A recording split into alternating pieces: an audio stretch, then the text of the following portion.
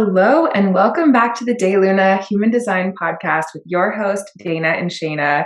We are super excited to be hopping on here today after a bit of a break. We really wanted to share some really nerdy, deep, human design-y kind of conversation today. So we wanted to share all about your human design environment. So this is something that we've been thinking about a lot lately since we're planning this retreat in Bali, and we're also going to be traveling this year, being in those environments that really are right for you, the places that nourish your body and your entire being, and really understanding that on a deeper level has been something that's been coming up for me a lot lately. So we wanted to dive into talking about environment and kind of giving our tips and helping you understand what's really nourishing for you. And it's so funny because Shayna and my environment are almost complete opposites. Mine is valleys and hers is mountains. So we'll talk more about what those two mean. But it's funny because if you have valleys, you're really supported by being in an environment that is on the ground level, that's like at lower elevation. And for Shayna, her environment being mountains, it's the exact opposite as it sounds. Like she is the most nurtured by being up high, like elevated, literally in higher elevation. Yeah, it's so interesting because I feel that we always are polar opposites, like holding down the fort from both ends. So true. And so when we travel together, it's always finding, especially if we're doing something where we're being really intentional and like every single aspect we're wanting to be supported so that way we can hold space and support others and all of that. So we're always really intentional with finding a space or a location that nurtures both of those at the same time. And we've been really lucky that it's always done. I don't even want to say lucky because our guides just got that on lock for us, but it always just works out. And that's been my phrase of the week. Everything always works out for me. But yeah, environment is so important. And, I've just spent this last month traveling in Egypt and a little bit of time in France. And it was just so amazing. And there's going to be a whole other podcast where we get into all the Egypt downloads and Dana's downloads as she was traveling in the snow once again, complete polar opposites where she's in the snowy mountains and I'm in the desert. But environment is just huge. And we all obviously are surrounded by whatever environment we're living in, like our home or our office or our yards or our town, and really knowing how it's impacting you and how you can optimize where you're living right now based on your design. So true. And even just, understanding human design and starting to really see ourselves as energetic beings. This shift is really prevalent, I think, in our consciousness shift that's happening right now. We've really been taught that our bodies are like these machines or like, organic mechanisms, and that we exist only inside of our body, and that our skin is like this barrier. And then it's us inside of our skin and the world around us. And we're not connected. We're not exchanging energy. We're not touching in any way. But once you understand that we're actually these energetic beings, that we have this aura that is moving outside of our body and constantly exchanging our energy with the energy around us, once you start to see yourself in this way, you realize what a big part of your experience your environment is. The people that come into your environment, the energy that comes into your environment, it's almost like you are drinking that energy in as if you were consuming it like water or food. So once you start to really become more aware of the way that you are this energetic being, it starts to become really prevalent. Like you become so much more attuned to your sensitivity to your environment.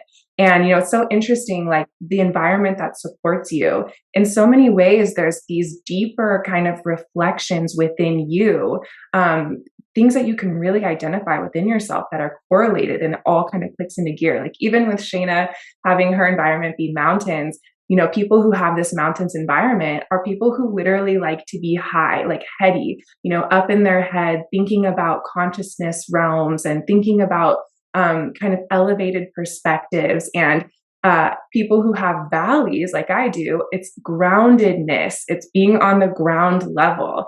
And I see this reflected in Shane and I so much. Like I'm always really grounded and in my body and like want to like literally lay on the earth outside in the dirt. And Shayna's always wanting to kind of go up into that higher realm. And both are amazing, both are beautiful. But it's amazing to see kind of that deeper correlation of not just the environment that impacts you and that is beneficial for you, the place that nourishes you, but also to see yourself in your environment. So I'm excited to dive in and to share with you just some of our tips and tricks and our favorite things that we want to share in this conversation so that you can start playing with nourishing yourself and aligning with your abundance, aligning with your correct relationships through spending more time in that environment. Yes. And before we dive in, I just want to give a shout out that our book, Your Human Design, is officially out and on shelves, and you can buy it anywhere books are sold: Amazon, Barnes and Noble, Booktopia, literally anywhere. And it's been so amazing and exciting to hear everyone's reviews and to see everyone's pictures sharing the book. Honestly, we do a happy dance every single time that we see one, every single review that we read. It's not like we don't read them. We literally celebrate every single one. So thank you for everyone who's bought in the book and supported in that way. And also just we're so excited that people are reading our words and connecting with this wisdom in such a tangible way. This book really just channeled through us and came straight from the soul. And, writing a book is a big fucking deal, right? Like, it's crazy that we did all of that work and now it's actually out and in the world and it's gorgeous and we're just so excited. So you can And go find that anywhere. And I wanted to say on that same note, everyone who received their books, ordered for pre-order and like waited all these months with us, we appreciate you so much. We really Yes. love, feel the love and like feel the support from everyone who pre-ordered and waited with us. And then when we got to see your pictures of receiving your book in real life and opening it, and we got to see the book in your environment, like in your home where you were with your kids, like in your aura. It was a big moment for me because I feel like everything we do in within De Luna, we are contributing and guiding and sharing our, insight and things like that. But then there's this other side of it of the way that we connect with our soul family through our offerings, like that connection that we feel, the fact that we get to share in our lives and our journeys and our awakening together through these offerings is such a profound blessing. And, to see our books in your home with your family in your morning routine, the level of connectedness that it made me feel like genuinely was like moving us to tears. It's Yeah. just so special. Yeah. Yeah. It's like, I don't know. It's beyond my wildest dreams of getting to see that and really, yeah, everything that you said. So to give thanks, we are doing a giveaway for a free reading. And all you have to do to enter is go pop over to Amazon or wherever you purchased your book and leave us a review.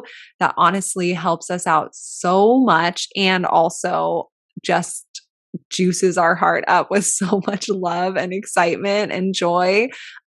So if you feel called to go leave us a review, please do and send it our way to hello@daylunalife.com, just like a screenshot of your review, and you will be automatically entered to win a free reading with us. And we are drawing the names on February 3rd.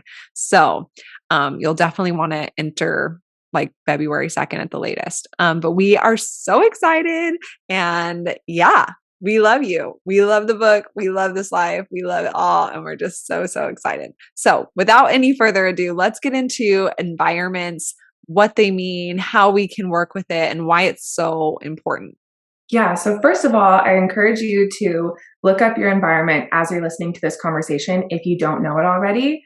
On sites like Jovian Archive or My Body Graph, it's not going to tell you your environment when you generate your chart, but you can go to our website, daylunalife.com, and generate your chart there. And for free, we share with you your environment and all of the kind of other deeper layers of your chart. So we encourage you to do that so that you can follow along. And when we're talking about the environment, what does that really mean in as far as our lives and our design? So the environment that is kind of right for you in your chart here, this is the energetic place where you're going to align with where you're meant to be. You're going to align with the resources and abundance that are meant for you, that are right for you, that are naturally wanting to find you when you are in your correct environment. This is also the place where you're going to kind of align with the correct relationships, whether that's a romantic relationship or partners to collaborate with in work, etc. You're going to align with everything that's meant for you, that nourishes you for who you are as a unique individual when you spend time in this environment. So this can be a place where you live, this can be a place where you work, this can be a place where you travel to and spend time with. But it's important to know that it's not absolutely necessary that you're living in your aligned environment until you're after your Saturn returns in your 30s and moving forward. So if you're in your 20s before your Saturn return and you're not really spending too much time in this environment right now, that's okay. Allow yourself to just continue following your strategy and authority. And so often that will align you to moving into your correct environment by the time that you're 30. For Shane and I, when we really started using our strategy and authority, it happened right kind of like before our Saturn return. And we're seeing that trend a lot. All of these like time frames that, you're not going to start stepping into your North Node until you're in your 40s. We're seeing those time frames kind of get looser and looser, and people are becoming more evolved and more awakened at younger and younger ages. So even if you're under 30, I think it can be beneficial to understand the energetics of this kind of environment are really going to support me. How can I go on vacation there? Or how can I start to harness that in the environment that I'm working in or creating right now? And the other big thing about understanding these environments is that while half of them are kind of like hardscapes, physical places in, our society, and the other half are more of like landscapes and nature, it's still always about the energetics. So while there are physical aspects to an environment that supports you, it's not only about the physicality. It's so much more about the energetics, right? The energetics of that environment that really nourish your physical body, your physical being. And the reason that I really felt called to talk about environment today is because at my house here, I live in the high desert and I have all of these trees in my front yard. And the trees that are native to the high desert are just thriving and they actually don't need any excess water. Now, the trees in my front yard that are not native, that come from some other place and someone planted them, they are struggling in this environment. They take, 10 times more water and more care. And I was really just thinking about how people are the same way, right? We are just like these trees. We have a natural environment that when we are there, we thrive without excess resources. So think about these native trees that are here. They are perfectly designed to align naturally with the water and the resources, everything they need to thrive. And it's just easier, right? These other trees can be here. Someone planted them. They can exist here, but they're going to take so much more effort to nourish themselves and to receive that resources. So if you think of yourself that way, trusting that as a unique individual with a unique purpose, with a unique set of gifts, you also are kind of designed to have this unique path that leads you to spend time in these environments, in these places where you naturally align with abundance that's meant for you. And I think in this, next few years, so many of us are really wanting to shift out of a job that is not offering us the abundance or freedom that we need. We're really wanting to shift out of having to work hard, I put in quotes, for our money. And we're wanting to really come into the natural abundance that's right for us, that's right for our mission and who we are as individuals. And I think that this environment piece can be one of the kind of keys that unlocks that abundance and prosperity for us. Mm, yes. Wow. I love that so much. And it's so true. And that's such a good just reflection and observation of ourselves in nature and in our environments and how we are reflected in that and supported in them. And with your environment, using your strategy and authority is always going to guide you to be in your ideal environment that's correct for your energetic being. So, human design, when we get into these deeper layers, it kind of has an order that you kind of flow through with it. The first thing is always understanding your strategy and authority, what that really means for you. And if you're not sure how to, our book actually really highlights exactly how to use your strategy and your authority. We also have type videos and podcasts and a lot of resources to help you fully understand how you can live your design and use your strategy and authority every day. And that's always going to be the first step.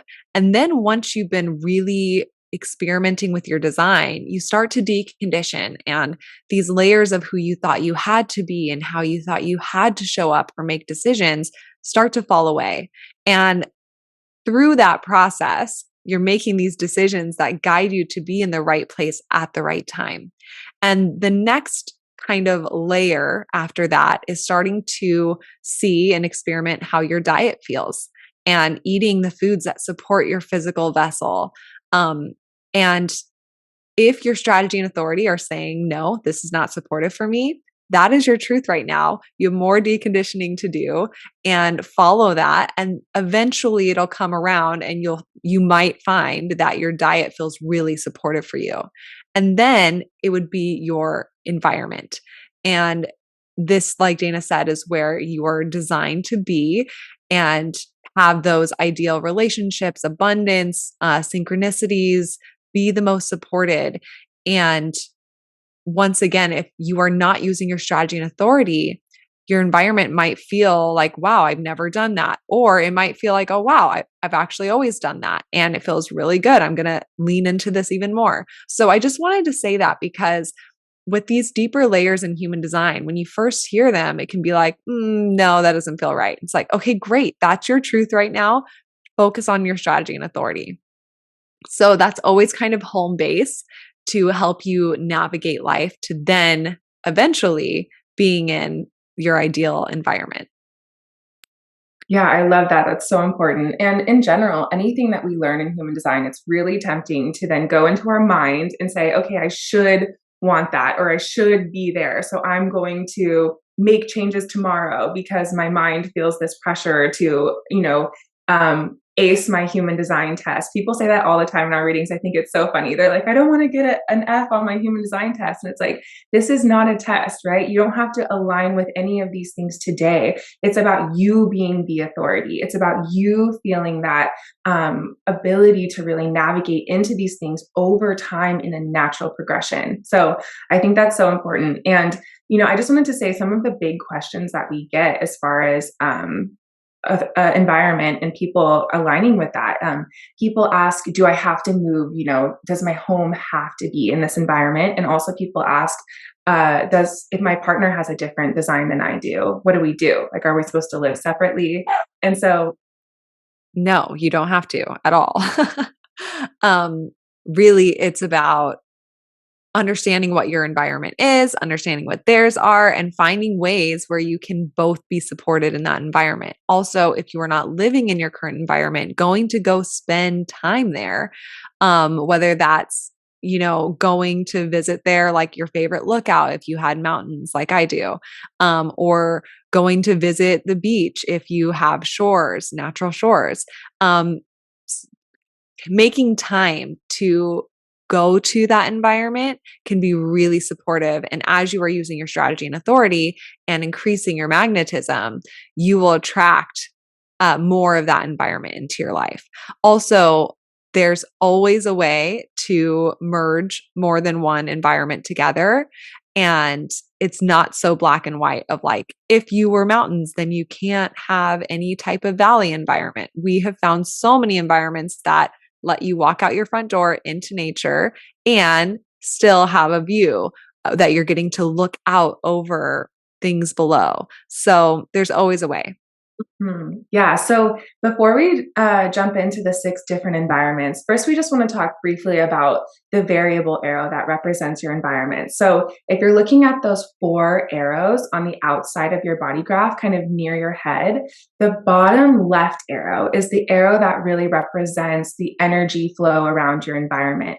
And so if you have this bottom left arrow facing to the left, you're really designed to be more active, more structured, more scheduled, more planned as you move through your environment with your physical body. So if you have this left facing arrow, the more traditional languaging says that you're designed to really be observed in your environment. Now, what does this mean? It means that you really thrive in an environment where you're active, right? Where you have that busy, scheduled, structured flow. So if you have this, giving yourself major permission to put things on your schedule and allow yourself to really plan ahead and be more active. And if you're feeling like you are passive in your environment and you're not really like taking action and being busy and having things on your schedule to do, you might sort of feel kind of this lethargic feeling like your body's not really being nourished. So we really encourage you to play with that.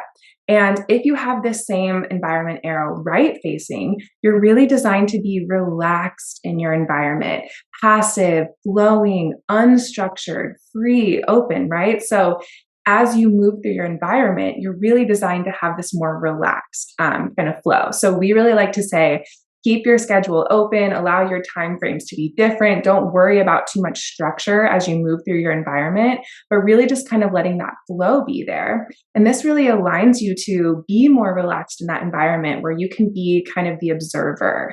You can sit back, you can relax, you can watch what's going on with other people. And that's going to be the thing that really aligns you with supporting your physical body in that space. So I think that these arrows and kind of giving ourselves permission to either be more active and more structured as we move through our environment or more relaxed and more flowing and unstructured in our environment. That is huge because I think in general, so much of our conditioning revolves around this area. Are things on your schedule? Are you being busy or are you relaxing and chill and not being active? And we can really tend to kind of judge ourselves and have this idea that one is better than the other. So just kind of giving yourself permission there is the first thing that we want to recommend. And then as we move into the six environments, so there's really the six environments, and then they each kind of have two options. Today, we're only going to talk about the six, but we do want to say that there's deeper levels that you can go, kind of understanding your environment. The best way to do that, as far as the offerings that we have, is through our personalized PHS booklet that will dive into all of your four variable arrows and also your diet, your environment, your perspective, and motivation. So if this piques your curiosity and you want to go deeper, we definitely recommend checking that out. But for now, just knowing which one of the six environments you have, we want to share some tips, some things that you can really start utilizing in your day-to-day life to really put you in those environments, align you with that abundance that is meant for you, and that is necessary and needed for you to live out your purpose. So the first environment is caves. And this is kind of like the most primal environment, as it sounds, right? This is kind of a splenic energy, all about survival and safety and being in a safe cave. So literally think about cavemen living in a cave. There's only one entrance. They can see that entrance and exit. And it's not necessarily that they're in there alone, right? You could be in there with your entire family or your entire, tribe of people. But having this energy of being safe, being protected, and being able to see and control who comes in and who comes out. People who have caves, that control over your environment is extremely important. And for so many people that have this that we've met, they kind of raise their eyebrow at that because it's not something that you hear people talk about a lot. But once they start to just kind of open themselves up to this and follow their strategy and authority, I've seen so many people who have caves really start to embrace it and really identify with it later on. So Jared has caves, my mom has caves, Brian has caves. We have a lot of people in our lives that Mm. have this energy. And when you first tell them like safety and security are really big for you, it's important for you to have control over your space and, to be able to allow in who comes in and who comes out. At first, they're like, really? And then later, you can really see them thrive with that and feel that kind of inner security. With this being the first environment, it's also kind of mirroring that one line in the profile of a foundation of safety, right? Being able to really retreat and reflect and protect yourself. And there's no shame in that, even though I think we have conditioning around those words of like safety and protection and things like that. I think it can just bring up mental concepts for people. But people who have caves, this is where they thrive and all of their relationships kind of align. They really come into that place where they can receive that abundance when they have this control and safety. Yeah. So people with caves, it's ideal for their home or their office to feel like theirs. That's really important. Like this, my energy dwells here. Having your own office, if you were to work in, a standard 9 to 5 would be really important where it's not just people walking all around you, or where you're always out and about and in the world, but having a space where it's like, this is my desk, this is where I work, this is where I come to. And when people need something, they can knock on my door. Um, and same thing with your home, where when people want to come over, you are inviting them in and you get really into all the safety and security. Brian loves that. And he's always loved that. And then once he found out he had caves, he's like, okay, great. I'm going to lean in even more. So it's really, really interesting.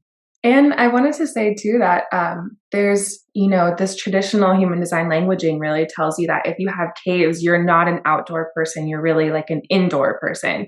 And so Jared has caves as well. And that was a hard pill for him to swallow. Like it made him instantly be like, nope, I don't align with this because he's such an outdoorsy person.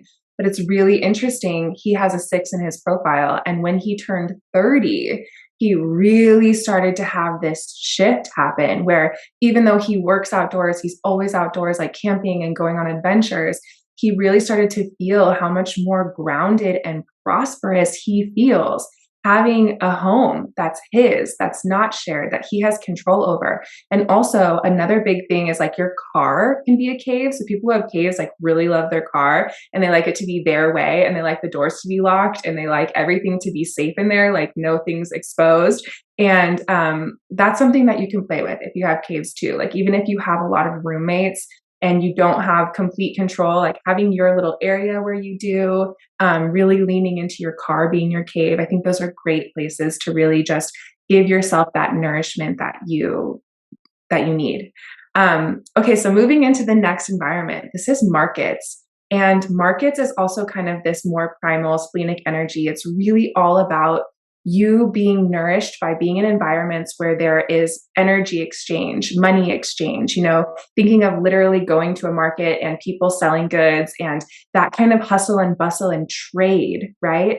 The trading of resources, the exchange, that energy is so beneficial for you. And when you're in a space that has that, you really are kind of aligning with the abundance that's meant for you. Now, there's markets internal and there's markets external, and knowing which one you have is super important because honestly, they're completely different. So we encourage you to go in deeper if you have markets, but this idea of commerce, the idea of energy exchange, the idea of trading your goods or your resources for someone else's, and that exchange there, the more that you can put a focus on that in your life and knowing that if you have this as your environment, your way of trading or exchanging or earning money is super important to you. It's an integral part of kind of like your day to day life of what nourishes you. Yeah. And, my mother in law, Roxy, has markets external. She's always out and about farmers markets, all of her kids' homes. She's always going and exchanging energy outside of her home. And her home is like a home base that she comes back to. But she spends the majority of her energy exchanging energy outside of her home. And when she comes back to her home, that's not where she exchanges energy. That's where she relaxes, binges some shows, and she hardly even ever eats at home. And then her daughter, my sister-in-law, Haley, she has markets internal and she works from home. She works remotely. She exchanges energy in her house and she only goes out to relax or to do something that's super nourishing versus exchanging energy out there. So it's just all about looking at the energetics of this market's environment and how it can support you. And then the next one is kitchens. Yeah, so people who have kitchens are really supported by being in an environment that has an element of transformation, a melting pot where things are coming together and people are being creative and things are being transformed. So, a kitchen, think about an actual kitchen. People are coming together, they're cooking, they're transforming food, they're creating, and there's different elements that are coming from different places, all being put together in this melting pot. So, if you have kitchens as your environment, it doesn't mean that you have to be a chef or that you have to be in the kitchen. Although, since an actual kitchen really aligns with this kind of energy, that can be really beneficial for you. But also think about places like New York City, where there's all of these different, elements coming together, this melting pot sort of energy. Think about an art studio, different people coming together with different elements and creating and transforming. Even think about a yoga studio. So people that have this kitchens as their environment, spending time in that place where there are other people, there is transformation happening, there are different elements coming together. That's so important for you. And we've met a lot of, artists, for example, or even yoga teachers that have this kitchens. And, they've been trying to work at home in their home studio alone. And they've just been kind of feeling like that abundance or prosperity is not there and something kind of feels off. And it's like, yeah, why don't you try being out in a shared space, right? People who have kitchens like love working in like a shared WeWork kind of space. And that's where they can really align with that abundance. Now, there are kind of two different options here of wet and dry kitchens. So if you have this, I definitely recommend checking into that deeper.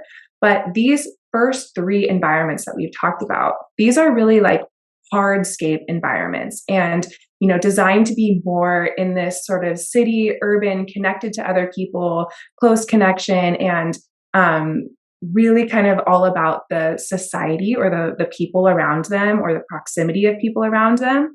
And the next three environments that we're going to talk about, these are more of landscapes. So really more about the land and space and maybe even living out in the country or, less about the people in the society and more about the actual landscape. So Yeah. So the next one's mountains, and that's mine.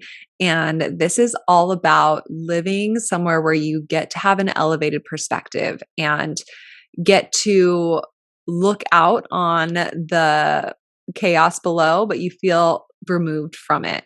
So there's mountains passive, which is what I have, which is literally being really removed on a mountain where you get to look out at the city or the valley or whatever below.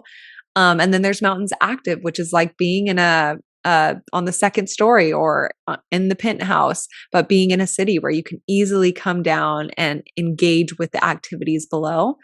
And mountains environment, it really is, like Dana said, like that physical landscape. And I noticed that with my mountains passive, that I will sometimes just get a channeled hit pop in when I'm driving up a hill and I'm on my way somewhere. I'm not even thinking about like trying to anything. And I will be at the top of that hill and have an idea that we'll use in Day Luna or that we'll talk about on the podcast. And then I'll drive down that hill and it's like, okay, that's what I was meant to just connect with really fast. In college, I would always go and drive up at this lookout in LA and I would just sit there in my car and just look out at the city. And I obviously had no idea then that that was me trying to have more clarity, have more synchronicities and abundance and feel supported by the environment that I was in. So, whether you have mountains active or mountains passive, there's so much that we can get into with both of those. Really, with all of these, we're just scratching the surface because there's so many more deeper layers with all of this. But really thinking about, okay, where do I go where I can feel removed from the chaos and have an elevated perspective, a higher consciousness, even just driving up a hill and sitting out on the weekend and seeing how you feel. Yeah, and since this is like a landscape one, this is a big one we get questions about. Do I need to move and physically be on a mountain? And it's like, follow your strategy and authority and know that even if you're not right now currently living on a mountain, you can always, like Shayna said, go access that on the weekend or on your drive home, or still cultivate that energy in your office space, things like that. So really checking in with the energy more than the physicality of it, and trusting that eventually the right physicality that's meant for you will align with you when you're just navigating life with your strategy and authority. And the next type, environment type, is valleys, which is what I have. And as we mentioned before, valleys is like almost the opposite of mountains in that you're designed to be on the ground floor. You're designed to be, think literally in the landscape of a valley. There's mountains around, and you're down in the valley where information can travel, people can travel, travelers from out of town, strangers, global energy, tourism can come in through the valley and easily access that valley. So the valley energy is really connected to culture and music and kind of that people being able to connect with one another. There's also a big energy here around acoustics and hearing the sounds that really align with you, hearing the sounds that really, make you feel alive and that feel right for you.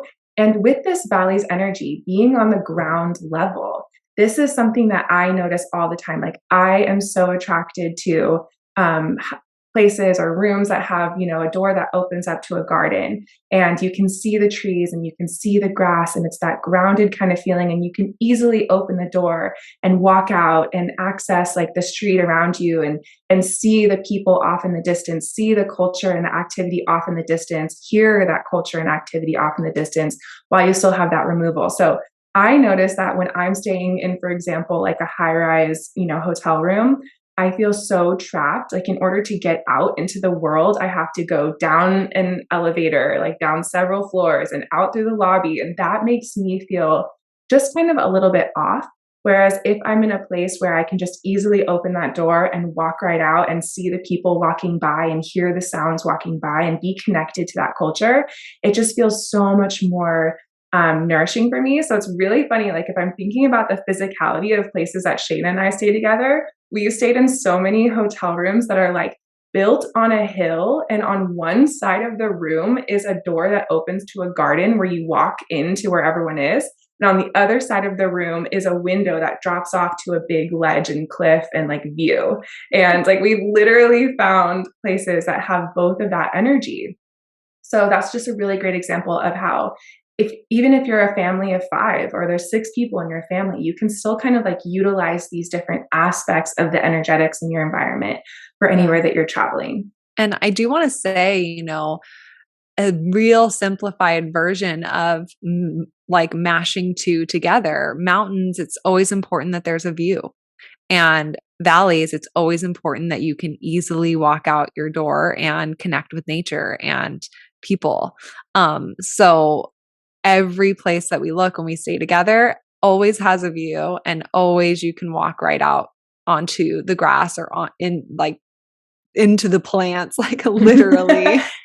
And with this valleys, of course, there's the two different, valleys narrow and valleys wide, and they're very different and they have really different nuances. But I wanted to say that with me, I have this valleys wide, this more passive, more nature, like really needing to be in places that are natural and beautiful and, kind of out in the country, but still have this flow of tourism and culture and people coming through. And I wanted to share that honestly, discovering this in my human design was one of the most liberating things for me in my journey, because I've been attracted to living in these places that are more rural, but still have beauty and culture and tourism. And that wasn't always what I was doing, right? When I went to college, back in the day, I lived in the heart of Los Angeles with Shayna and just started feeling really like this is not right for me. Like, I need more space, I need more nature. And my parents, other people in my life were like, you can't just move out of the city. Like, how are you going to make money? How are you going to really thrive? And I felt that kind of natural calling even before I was 30, but definitely when I turned 30. And this was just the validation for me that that is the place where I align with my greatest prosperity and abundance. And I just really wanted to share that. I think that this does have this like deep seated kind of embodied, almost like it's not even a mental thing, but your body feels like it can drink in nourishment when you're in this space. Your body feels like, especially if you have a passive environment, your body feels like it can exhale. And I think it's just a really beautiful place to give yourself that like deeper layer of permission. Yeah. Um, And I just want to add on to that, if you have a passive environment, being in an environment that has just more space and you don't feel mhm. like you're in the chaos or the too active of a place. And if you have it active, giving yourself permission to thrive in that city, to thrive in that busyness. I've seen, Brian and I in our journey of looking for maybe another home or a second home or whatever, we have been trying to find a place that's closer to friends and family, but they all live in Orange County and that is busy. And we live in Ventura where you can find parking literally anywhere and it's just so much more spacious. And even the homes that we found that are on a hill have a view, it just feels too active, feels too chaotic. So it's always coming back to like, oh, that's why that feels like that. And for other people who have an active environment, it's like, oh my gosh, like I'm so grateful that I have all these things that I can connect to and go to this yoga studio and go to this restaurant and go to this meetup group. Like there's a million things that you can go do. And that feels really supportive for you. So knowing this information is so helpful with planning a trip. It's so helpful because you'll have an amazing trip when you're in your right environment. For example, with Brian and I, him being caves and me being mountains, we always and me being mountains passive, and he's also he is actually active caves, but he or he has an active arrow with caves. Sorry, I want to say that accurately for all the superhuman design nerds listening. Um, we always find a place to stay that has a view, but feels really like Brian can unpack. It feels like his home away from home. It feels like a nook and it feels really safe for him. Like he knows, he always goes on Google Maps and looks exactly how to get there, how far it is from certain things, what are all the different aspects of it. And once he's done that, then we both feel really supported in that environment. So I just wanted to give another example of mashing two together because I think that it's really important to do that, especially when you're traveling and planning trips. Yeah, I love that.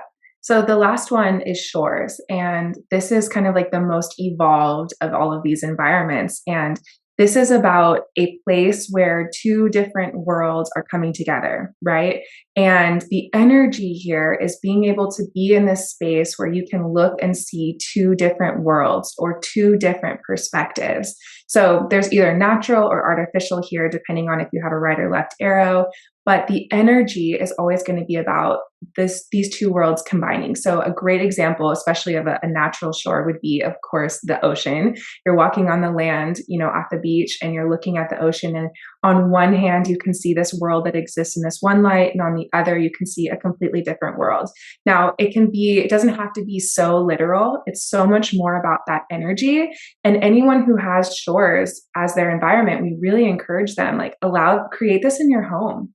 Allow your office to be, you're looking at this one area that is like this with all of this energy and a different area that's different. And that can be anything that you want. It could be an area where it's all your workout equipment and you look at that area and it's all about activity. And then you look to your left and it's your lounge, your Zen den, your place where you relax. It can be that you work at your window where you're looking in at your house and you're looking out at the field next to you, right?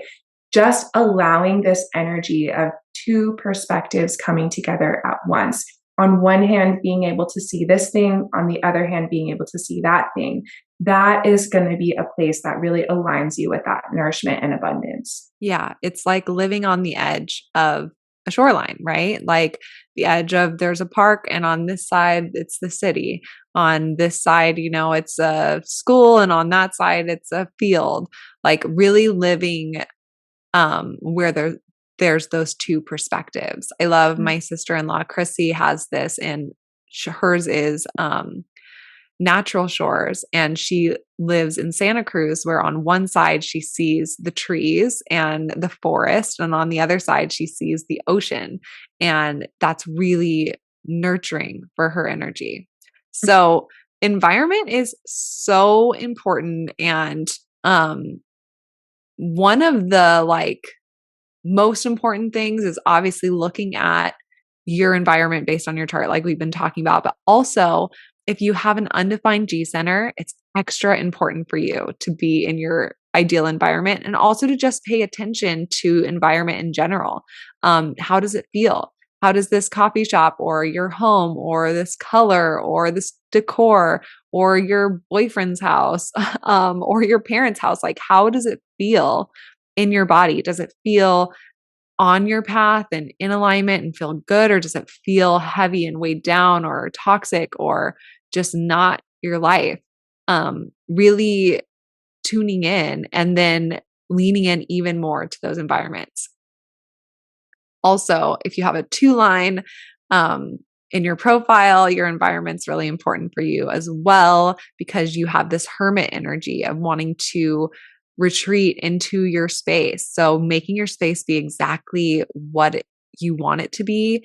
If you have a 4 line, you're really supported with stability and having a home that feels grounded and safe and stable, where you're not always changing environments all the time. Um, and if you have a 6 line, then it's really important where you have a space to go and get some perspective and get some distance to be observant. So your environment is really important for you as well. So there's a bunch of different parts of your chart that you can look at for environment. But I think that it's a really interesting way to kind of go about it by looking at your environment based on your chart. And then if you have a 2, 4, or 6 line or undefined G, really prioritizing your environment and making sure that it feels really, really good to you. And when I was in Egypt, um, I had this download drop in, and basically it was just telling me that all land is sacred. All environments are sacred. And we can go to these sacred sites and temples and travel the world visiting, the most sacred and holy places, but all land is sacred and all environments are sacred. And the thing that makes a site more sacred than others is that thousands of people have come and said prayers or given offerings, and that energy is left behind there. So that way, when you visit that place, it has this frequency or this energy that feels sacred and holy. And, these temples that are thousands and thousands of years old, the earth right now at your home, wherever you are, is billions of years old. So that sacredness that we associate mentally with spaces that are, thousands of years old and that were built for sacred offerings or connection or ritual, that's amazing. But also looking at the ways in which you can connect with the sacredness of the land that you are on right now and your environment that you're in right now, making it more sacred by burning incense or saying prayers or giving gratitude verbally, like out loud in your space, giving gratitude to your home, to the land that you're on, to all of the millions of people who have come before you in this exact same land, to all of the energies that were needed to make this land, this earth form. Um, the more that you show up to your space, that can just look like, every morning and every night saying a word to your space of gratitude or a prayer, burning some Palo Santo or some incense, just sitting in reverence for a moment. It doesn't have to take up your whole day. Will just help make your space and your environment even more sacred.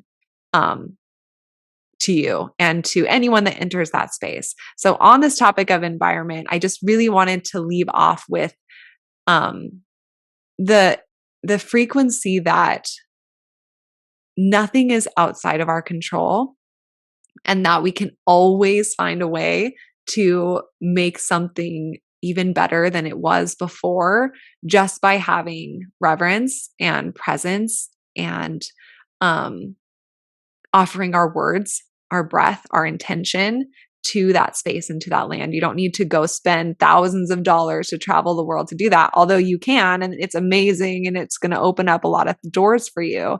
But you also can open up just as many doors by practicing this reverence and connection to your space right now on the billions year old earth that you are on right now. Yeah, that is so beautiful. I love that. And it's so true. Like everywhere you are on this planet, you're on planet Earth, and Earth is a living being. Every environment we are in is alive, right? There is consciousness there, and we are connected to it. And I love what you said about you're always empowered to give that environment your love, your respect, your presence, and you're always like leaving every place more sacred and leaving every place better with more love, like from just really honoring the fact that you're able to give that and that you're empowered to give that. Yes, all land is sacred. All land is sacred. That's what I just Mhm. kept hearing, like audibly, So which beautiful. you'll hear when we talk about Egypt, that I, for the first time ever, audibly heard things. And Mm. that's never been my experience with my intuition.